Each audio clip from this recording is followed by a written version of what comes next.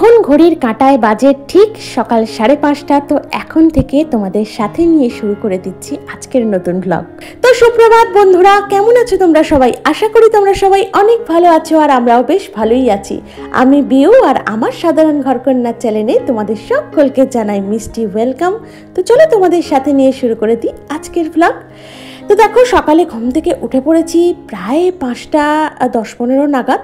তো তারপর যেসব কাজকর্মগুলো থাকে, মানে একটু ফ্রেশ হয়ে নেওয়া আর কি, তো হয়ে নিয়ে চলে এসেছিলাম বাইরে। দেখো এই দিকের মানে আর কি গেটটায় আর কি জল দিয়ে দিচ্ছি, যেহেতু এদিকটা দিয়ে বেশি আসা যাওয়া হয় আর কি।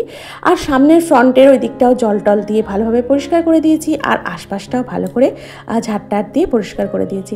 আসলে ব্যাপারটা হচ্ছে, সকালে ঘুম থেকে ওঠার পরই আমাদের বাইরের যে সমস্ত বাসি কাজ থাকে, তো সেগুলো মোটামুটি সমস্তটাই কমপ্লিট করে নিয়ে আবার একবার ফ্রেশ হয়ে নিয়েছি, মানে বাসি কাপড়টা আর একবার কেচে নিয়েছি। তো কেচে নিয়ে চলে এসেছি দেখো একদম টিপটাপ হয়ে, মানে একটুখানি নিজের যত্ন নিয়ে লেগে পড়েছি কাজে। আর সংসারের সমস্ত কাজ এবার একের পর এক কিন্তু আমি সেরে নেব। আর সকালে ঘুম থেকে উঠে খেয়ে নিয়েছিলাম একটু কিশমিশ ভেজানো জল, আর তারপর একটু ওই টুকটাক জলের বোতলগুলো একটু অ্যাকোয়াগার্ড থেকে ভরে টোরে আর কি ঠিকঠাক করে রাখি। মানে বোতলগুলো প্রতিদিনই জানো তো একটুখানি করে পরিষ্কার করে নিই সকালে ঘুম থেকে ওঠার, এই যে বাসি জলগুলো ফেলে দিয়ে টাটকা জল ভরি।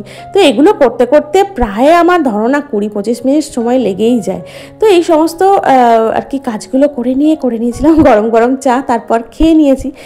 আর তারপর চলে এসেছি এই যে কাজগুলো করতে। আর তার আগে কিন্তু ওই যে বললাম আমি একটু টিপটাপ হয়ে নিয়েছিলাম, মানে কিছুই না, একটুখানি বাসি কাপড়টা তো চেঞ্জ করে নিয়েছিলাম, তারপর একটু মাথাটা ভালোভাবে আঁচড়ে নিয়েছি, আর একটু জাস্ট ছোট্ট স্কিন কেয়ার করে নিয়েছি, মানে হচ্ছে একটুখানি সানস্ক্রিন ইউজ করে নিয়েছি, ব্যাস হয়ে গেছে। এটাই হচ্ছে সকালের ছোট্টখাট্ট স্কিন কেয়ার। কী বলো তো, সকালে ঘুম থেকে ওঠার পর বাসি কাপড়টা চেঞ্জ করে নিয়ে তুমি যদি একটুখানি নিজেকে আয়নার সামনে দাঁড়িয়ে একটু নিজেকে পরিপাটি করে নাও, একদম ছোট্ট, খুবই অল্পভাবে, মানে অল্প সময়ের জন্য আর কি, তাহলে দেখবে না নিজের মনটাও যেন একটা মানে একটা ফ্রেশ লাগছে, একটুখানি কাজে এনার্জি আসছে, মানে একটা দেখবে না, মানে একটুখানি যদি তুমি নিজের প্রতি একটুখানি যত্ন করো, সকালে একটু জাস্ট কেয়ার করো, দেখবে মনটাও কিন্তু একটা ফুরফুরে হয়ে যায়।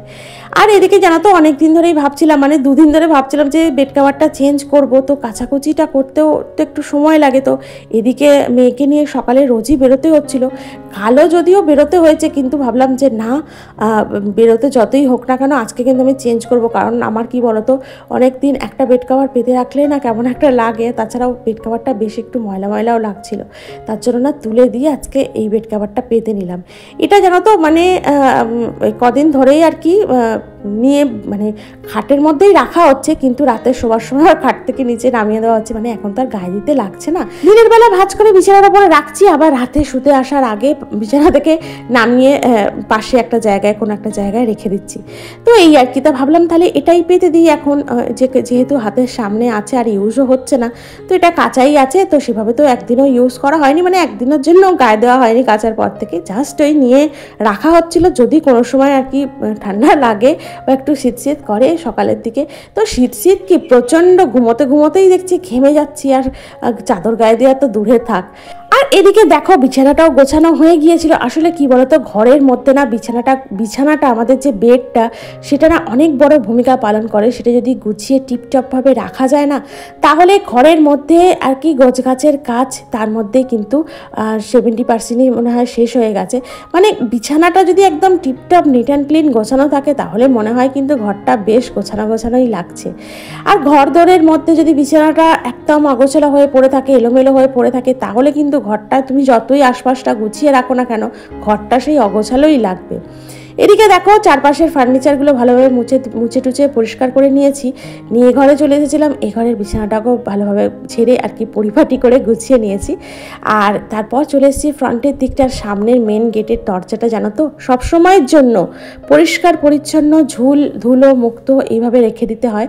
কারণ ফ্রন্টের আমাদের এই যে মেন প্রবেশদ্বার যেটা, এটা হচ্ছে আমাদের বাড়ি বা গৃহের মানে মুখ।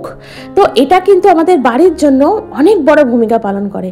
এটাকে সবসময় আমরা যেমন আমাদের নিজেদের মুখমণ্ডল বা মুখটাকে সবসময় পরিষ্কার পরিচ্ছন্নভাবে রাখার চেষ্টা করি, সুন্দরভাবে রাখার চেষ্টা করি, একটু মেকআপ করে আর কি সুন্দর করে তোলার চেষ্টা করি, তো সেরকমই আমাদের বাড়ির যে মুখ, এটা হচ্ছে মেন গেট বা প্রবেশদ্বার, তো এটাকেও কিন্তু খুব সুন্দরভাবে পরিষ্কার পরিচ্ছন্ন করে ঝুল ধুলো মুক্ত করে সবসময়ের জন্য রাখা উচিত। কারণ আমাদের বাড়ির প্রবেশদ্বার মেন গেট দিয়েই কিন্তু গৃহলক্ষ্মী আমাদের গৃহে প্রবেশ করেন। তো সেই কারণে আমি সবসময় চেষ্টা করি এই যে বাইরের যে মেন গেটটা আছে সেই গেটের মধ্যে না অনেক ধুলো পড়ে প্রতিদিন, যেহেতু আমার বাড়ির সামনে মাঠ আছে, তারপরে বাড়ির সামনে দিয়ে টুকটাক গাড়ি টাড়িও যায়, টোটো অটো বাইক এগুলো সমস্তগুলোই যায় কিন্তু আমার বাড়ির সামনে দিয়ে। তো এগুলো থেকেও কিন্তু একটা ধুলো ধোঁয়ার সৃষ্টি হয়, সেগুলোই কিন্তু উড়ে এসে এই ফার্নিচারের ওপরে বলো বা সমস্ত ঘরের জিনিসপত্রের ওপরে বলো, এগুলো কিন্তু আস্তরণ পড়ে। তো সেই কারণে বিশেষ করে মানে আর কিছু করি না করি সামনের মেন গেটটা ভালোভাবে ঝেড়ে পরিষ্কার করে দিই। আর এদিকে দেখো, এদিকের ওপরটাও দেখছি না জানো তো একটু একটু ছোটো ছোটো মাকড়সাগুলো না ঝুল ফেলেছে। আমি না এই ঝাড় দিতে দিতেই কিন্তু অনেকটা ঝুল ঝেড়ে ফেলি জানো তো। আর এই ঝাড়ুর হাতলটা এতটাই বড় যে আমার কনুই পর্যন্ত চলে আসে, তাই একটু সুবিধাই হয় বলতে পারো। আমি ধরি যেখানটা সেখানটা থেকে কিন্তু আমার কনুই পর্যন্ত চলে আসে, মানে অনেকটা বড়। আর ওপরের দিকে তুলে যদি একটু ঝাড়াঝাড়ি করি না বেশ অনেকটা উঁচু পর্যন্ত যায়। আর এদিকে দেখো ঘরদোর সমস্ত ঝাটফাট দেওয়া কমপ্লিট, ঘরটা মোছাও কমপ্লিট হয়ে গিয়েছিল। আর মা দেখো কত ফুল তুলে নিয়ে এসেছে বাগান থেকে। আর এই সমস্ত ফুল কিন্তু আমাদের বাগানের গাছের। আর এই যে ফুল দেখছো এটা হচ্ছে আমাদের ফুল, দেখো সেম এতগুলোর কি একটু হয়তো কম হবে, এটা হচ্ছে ছর্দির ফুল আর ওই পাশে রাখা আছে ওটা হচ্ছে বর্দির ফুল। আর এই ছর্দির বর্দির ফুল ছাড়াও আরও কিন্তু দু জায়গায় ফুল ভাগ করেছিল, সেগুলো কিন্তু অলরেডি দেওয়া হয়ে গেছে তাদের বাড়িতে, বা তারা এসে নিয়ে গেছে আমাদের বাড়ি থেকে। তো এইভাবেই জানো তো মা প্রচুর পরিমাণে সকাল থেকে ফুল তোলে আর তুলে তুলে এইভাবে ভাগ করে সবাইকে দেয় আর আমাদের জন্যও রাখে, ঠাকুরকে আর কি দেওয়ার জন্য। দেখেছো মা কত ফুল তুলেছে। আর মায়ের সত্যি বলছি অনেক ধৈর্য গো, অনেক ধৈর্য। আমার সত্যি বলছি এত ধৈর্য হয় না। আমি যখন ফুল তুলি না, মানে আমাদের মা যখন কোনো সময় বাড়ি থাকেন না, হয়তো কোথাও গেল, তো তখন তো ফুলগুলো আমাকেই তুলতে হয়। তো যতগুলো মানে আমার ছর্দির বর্দি যতগুলো সম্ভব, মানে যতগুলো না তুললেই নয় আর কি, ততগুলো ফুল তুলি। ওই প্রতিটা গাছ থেকে মা যেমন মানে প্রতিটা গাছ থেকে বেশ ভালো করে ফুলগুলো তোলে আর কি, ধৈর্য সহকারে। আমার ফুল তুলতে তুলতে সত্যি বলছি অত ধৈর্য থাকে না জানো তো। আর যতটা প্রয়োজন ততটা তুলি, বাদ বাকিটা গাছে থেকেই যায়। আর গাছে থাকলেও কিন্তু ফুলগুলো দেখতেও বেশ ভালো লাগে জানো তো। তো ওই আমাদের 3 ঘরের মতো ফুলটা তুলে নিই তাহলেই হয়ে যায় আর কি। আর এদিকে দেখো ঘরদোর তো মোছা হয়ে গেছিলো বললামই, তো তারপর চলে গিয়েছিলাম স্নানে। তো স্নানটা সেরে নিয়েছি আজকে তাড়াতাড়ি, কারণ একটু ওই যে বেড কাভারটা তুলেছিলাম তো এটাকেও কেচে নিলাম আর স্নানটাও করে নিলাম। আর প্রচণ্ড রোদ জানো তো, ছাদের মধ্যে উঠে এই যে আমি মানে আর কি সমস্ত কিছু জামাকাপড় মেলে দিচ্ছি, আমার না পাটা নিচে আর মনে হচ্ছিল থাকছিল না। এবার কিন্তু ছাদের মধ্যে একটা কেন চটি ইউজ করতে হবে বা জুতো একটা ইউজ করতে হবে, কারণ ছাদের মধ্যে প্রচণ্ড গরম, মানে পুরো ছাদটা তখনই তেতে গেছে। মানে এখন ধরো কটা বাজে, ওই ঘড়ির কাঁটায় ধরো 10টাও বেজেছে কি বাজেনি, ছাদটা কিন্তু বেশ ভালো তেতে গেছিলো জানো তো। আর এদিকে ছাদে জামাকাপড়গুলো মেলে দিয়ে তারপর কিন্তু স্কিন কেয়ার করে নেব আজকের আর কি দুপুরের পুজোটা। আর সকালে স্নান টান সেরে পুজোটা করতে কিন্তু আমার বেশ ভালো লাগে, কিন্তু কোনো সময় আবার হয়ে ওঠে না, সেটাকে আবার বেলার দিকে করি। কারণ আমার একটাই সমস্যা, সেটা হচ্ছে আমার ওই তাড়াতাড়ি থাকলে না পুজো করে একদম শান্তি আসে না মনে। তো সেই কারণে চেষ্টা করি কোন সময়টা আমি একদম ফ্রি থাকবো, তো সেই সময় বেশ সময় হাতে নিয়ে আর কি পুজোটা করব। ওই ধরো পিছনে তাড়া থাকবে, মানে এই যে রান্না করতে হবে, কোথাও বেরোতে হবে বা রান্না করতে হবে, তাড়াতাড়ি করে ঠাকুরকে ফুল দিয়ে সাজিয়ে মানে যেমন তেমনভাবে খেতে টেতে দিয়ে নেমে গেলাম সেই কাজে। এটা কিন্তু আমার সত্যি বলছি প্রথম থেকেই আমার একদম পোষায় না আমার। আর সেই কারণেই কিন্তু মাঝে মধ্যে যেদিনকে দেখি আমার আগে একটু সময় তাড়া আছে, মানে হয়তো মনের বাপি বেরোবে, তো সেই তাড়া আছে, তো আগে আমি ওই কাজগুলো করে ওকে আর কি ছেড়ে দিই, মানে সময় আর কি ওকে রেডি করে সমস্ত কিছু আর কি গুছিয়ে ওকে ছেড়ে দিই। তারপর ধীরে সুস্থে সমস্ত কাজ এদিকে মিটিয়ে নিয়ে পুজোটা করি। এতে কি হয় বলো তো, পুজোটা করে না আমার মনে অনেকটা শান্তি হয়। মানে ওই তাড়াতাড়ি করে যা হোক করে পুজো করে নিতে কি বলো তো, অনেকটা সময় না করতেও হয় জানো তো, অনেক তাড়ার মধ্যে কিন্তু পুজোটাও কমপ্লিট করতে হয়, কারণ সব সময় তো আর অনেকটা সময় থাকে না। তো তখন ওই বাধ্য হয়ে একদম তাড়াতাড়ি করে পুজোটাও কমপ্লিট করতে হয়। আর এদিকে দেখো আজকের জলখাবারে খেয়ে নিয়েছিলাম একটু আলু সিদ্ধ, মুড়ি, চানাচুর, একটু পেঁয়াজ দিয়েছিলাম, বেশ ভালো লাগছিল জানো তো। অনেকদিন পর আলু সিদ্ধ, মুড়ি, চানাচুর ফেনাচুর দিয়ে মাখিয়ে খেয়েছি, বেশ ঝালমুড়ি ঝালমুড়ি টাইপ লাগছিল, ভালো লাগছিল। মেয়ে আর আমার করে নিয়েছিলাম, একটা আলুকে সিদ্ধ করে নিয়েছিলাম, তো ওটা দিয়ে আমরা দুজনে মুড়ি খেয়েছি জলখাবারে। আর মায়ের জন্য করে দিয়েছিলাম একটু চা আর কলা দিয়ে মুড়ি মেখে দিয়েছিলাম, তো মা ওটাই আজকে খেয়ে নিয়েছিল। আর এদিকে দেখো দুপুরের রান্নার প্রস্তুতি চলছে আজকে, যেহেতু মনের বাপি একটু দেরি করে আসবে বলেছে, তো সেই কারণে অতটা তাড়া সকালের দিকে আজকে ছিল না। আর এদিকে দেখো অনেক দিন আজকে না মানে ওই উচ্ছে আলুর তরকারি করব, তো অনেক দিন করা হয় না, তো ওই উচ্ছে আলুর তরকারি করব, একটু ডাল করব। তো দেখো এখন ডালটাও বসিয়ে দিয়েছি, আর ভাতটা হয়ে গেছে, ভাতটা হয়ে গিয়ে ভাতটাকে নামিয়ে দিয়েছি সাইডে। আর এদিকে করে নেবো একটু উচ্ছে আলু, বড়ি, ডাঁটা, বেগুন এই সমস্ত দিয়ে আর কি একটা চচ্চড়ি মতো, বেশ ভালো লাগে জানো তো। উচ্ছে আলুর তরকারি খেতে বেশ ভালো লাগে। আর আমি জানো তো পেঁয়াজ দিই না উচ্ছে আলুর তরকারিতে, নিরামিষ করার মানে চেষ্টা করি, পেঁয়াজ ছাড়াই করার চেষ্টা করি। আমার মনে হয় না পেঁয়াজ ছাড়া করলে একটু বেশি টেস্ট লাগে। তো আমার জানো তো বিশেষ কিছু কিছু রান্না একদমই আমিষ, মানে ওই আদা রসুন পেঁয়াজ এই সমস্ত দিয়ে করলে না ভালো লাগে না জানো তো। মানে কিছু কিছু রান্না আছে নিরামিষ করলেই যেন মনে হয় তার টেস্টটা কিন্তু অনেকটা আর কি বেড়ে যায়। তো এইভাবেই আমি রান্না করি জানো তো। আর এদিকে দেখো ডাঁটা, আলু, বেগুন এই সমস্ত কিছু ভালো করে ভেজে নিয়েছি, আর আগে ভেজে তুলে রেখেছি একটু বড়ি আর উচ্ছেটা। আর মশলার মধ্যে দিয়ে নিয়েছিলাম একটু নুন, লঙ্কা, হলুদ, ব্যাস, আর কিচ্ছু না।